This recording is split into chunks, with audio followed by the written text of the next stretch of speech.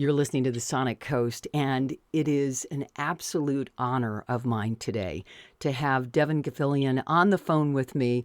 How are you, Devon? I am so good, Jane, and I'm so honored to be here. Thank you for having me. You know what? When I first found out that I was going to have the privilege to speak with you, I got really excited because I've seen you on Kimmel. I know you on Kelly Clarkson.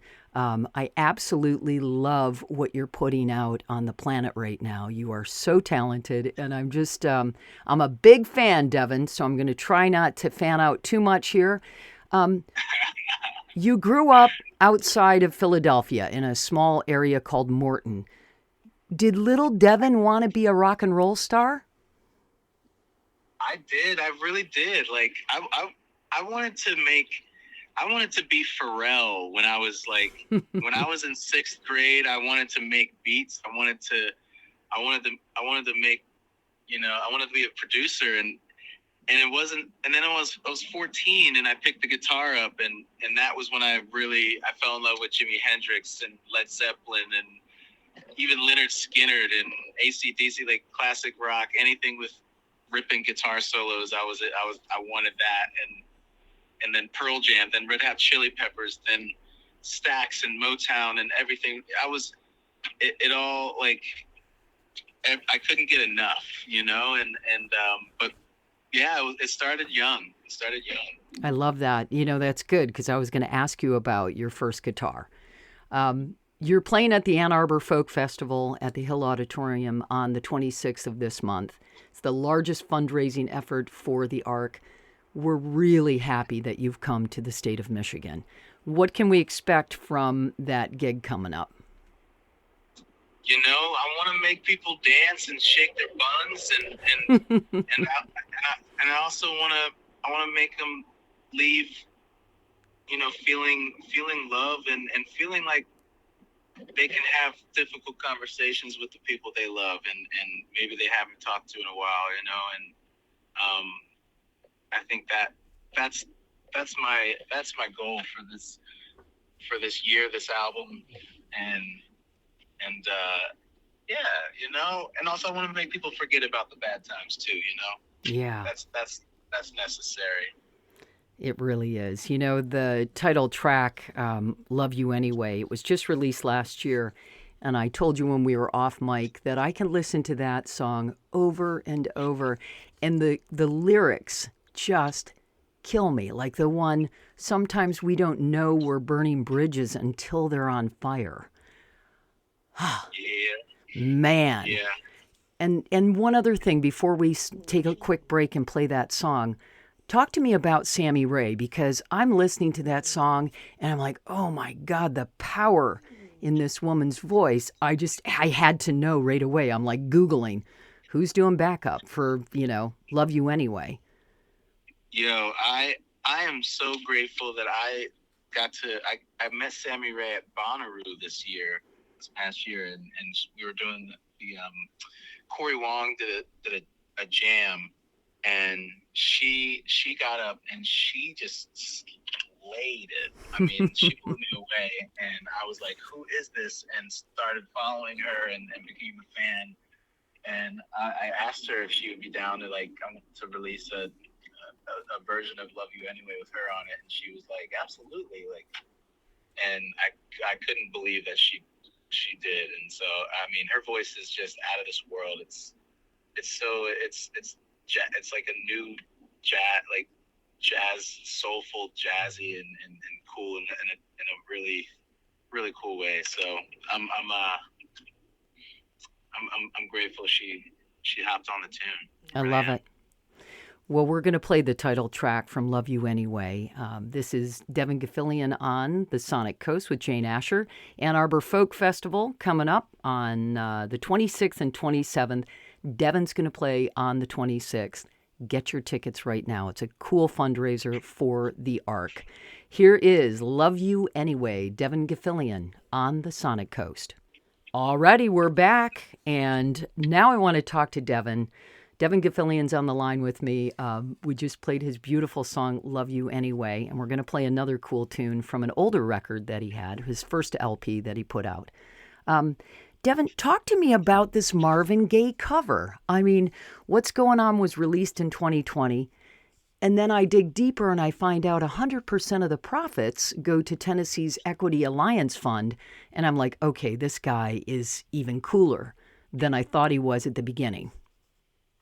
Hey, I appreciate that, and I think it is cool to fight the power. I think Yes. that is, to me, that is what rock and roll is today, and I couldn't think of anything else other than, in 2020 when George Floyd and Breonna Taylor and the pandemic was happening and all the misinformation was happening, and like, I couldn't think of any other way other than to make that record that, that share that message of like, y'all, like, we need to talk to each other, and also to try and raise money to fight against the things, the injustices that were happening, supporting democracy, supporting people getting registered to vote, because Yes. Tennessee is 45th or 46th in voting registration. It's like crazy, and just getting people's voices heard, and that's what Equity Alliance does. They get people educated on the voting process and get them registered to vote, and get them educated on the democratic process. And they're a really great organization. So I was like, how do I do this? How do I, get other artists' voices heard that don't get heard all the time, and support Black voices right now that don't get heard, and that Marvin Gaye like spoke to me in such a way. I went out to a protest, at George Floyd protest, and came back and wanted to learn a song to take out to the protest, and that was the one. And I started learning it on acoustic, and I just broke down weeping, and because it was insane to me that that message was written 50 years ago, and was so poignant and so just like relevant at that moment, and it killed me. It Yeah. just wrecked me. So Man. yeah. And it's kind of, it's sad that it's still so relevant today. I mean, you would have thought that we would have grown up and grown together, and boy, oh boy, we're still a hot mess in so many areas. So good for you. And I just want to say this record is so good.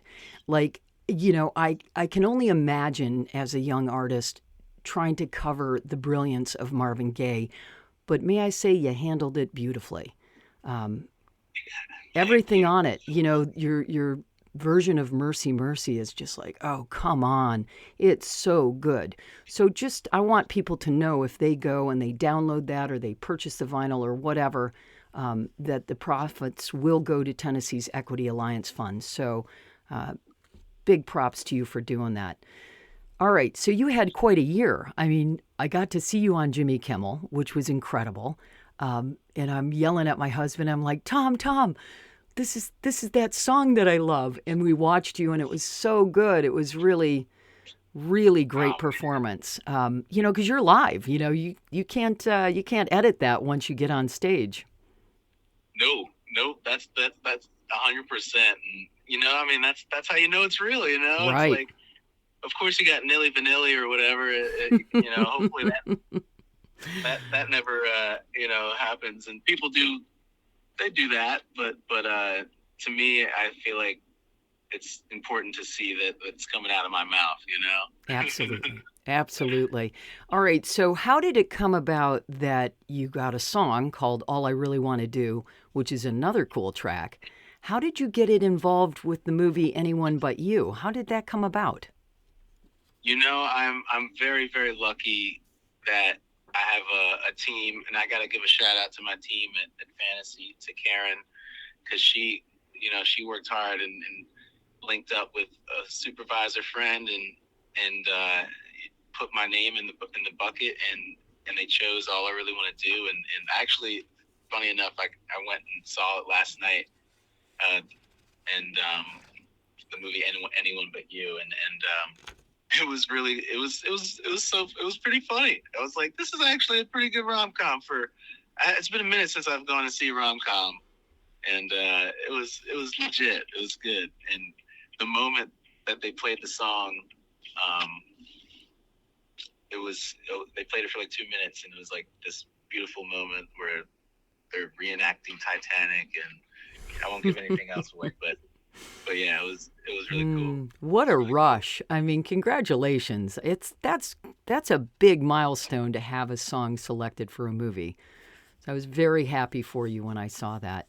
Um, let's talk about Black Hole Rainbow. It was nominated for a Grammy with what was it? Best engineered not let's see, best engineered album non-classical. How did that feel? I mean, that those are your peers. I mean, that that felt insane, and I mean, I didn't expect that to happen from the first album, first album I put out, and it all it all to me,